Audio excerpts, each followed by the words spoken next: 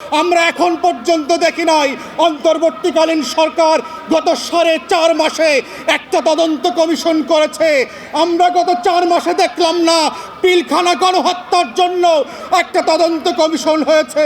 আমরা এখন পর্যন্ত দেখলাম না গত 4.5 মাসে এই বিচার ব্যবস্থাকে ঢেলে সাজানোর জন্য ন্যূনতম আয়োজন করা হয়েছে। আমলাতন্ত্রের ফাঁদে পড়বেন না। রাজনৈতিক দলের বাটপারি আর নির্বাচনের যে গণদাবি আসছে এগুলোর মধ্য দিয়ে যেন বিচারের দাবিগুলো হারিয়ে না যায়। আপনারা এবং আমরা গিলেটিনের নিচে আছি, বিচার করবেন, না হলে আমরাই বিচারের মুখোমুখি হব।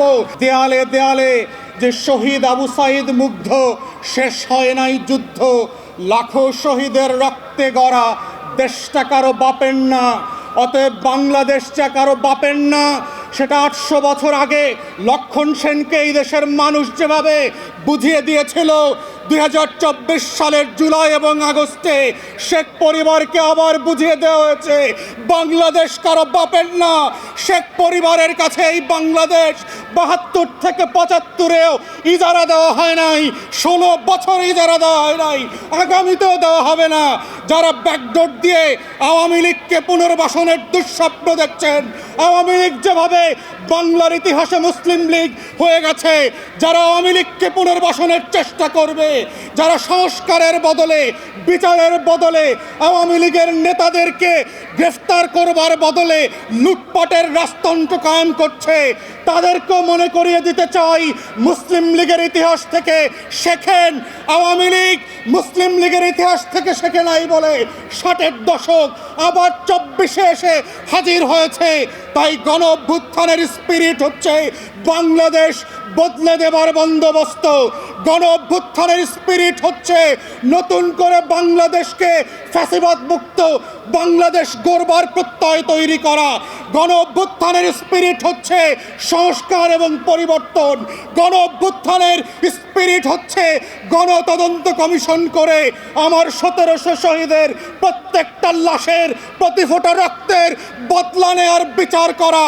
গণ অভ্যুত্থানের স্পিরিট হচ্ছে 25,000 প্রতিবন্ধী এবং আহত মানুষকে বাংলাদেশের উত্তর প্রজন্মের কাছে পরিচিত করিয়ে দেওয়া।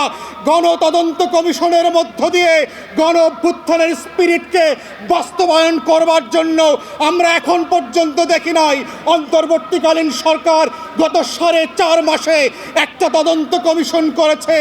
আমরা গত 4 মাসে দেখলাম না পিলখানা গণহত্যার জন্য যারা আমরা রাস্তায় রাস্তায় মিছিল করেছি গত বছরগুলোতে, তাদের বিচারের জন্য একটা তদন্ত কমিশন হয়েছে। আমরা এখন পর্যন্ত দেখলাম না গত 4.5 মাসে এই বিচার ব্যবস্থাকে ঢেলে সাজানোর জন্য ন্যূনতম আয়োজন করা হয়েছে। অন্তর্বর্তীকালীন সরকারের উপদেষ্টা আছেন, আমরা মনে করিয়ে দিতে চাই রাজপথের লড়াইকে ভুলে যাবেন না।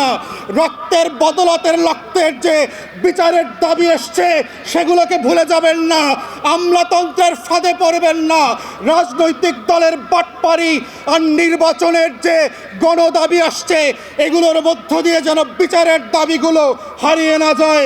তাই আমরা আশা করছি বাংলাদেশের ইতিহাস বদলে দেবার যে লড়াই 24-এ হয়েছে এর প্রত্যেকটা পরতে পরতে বাস্তবায়নের দায়িত্ব আপনাদেরকে নিতে হবে।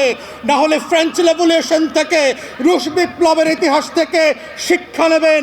আপনারা এবং আমরা গিলেটিনের নিচে আছি, বিচার করবেন, না হলে আমরাই বিচারের মুখোমুখি হব।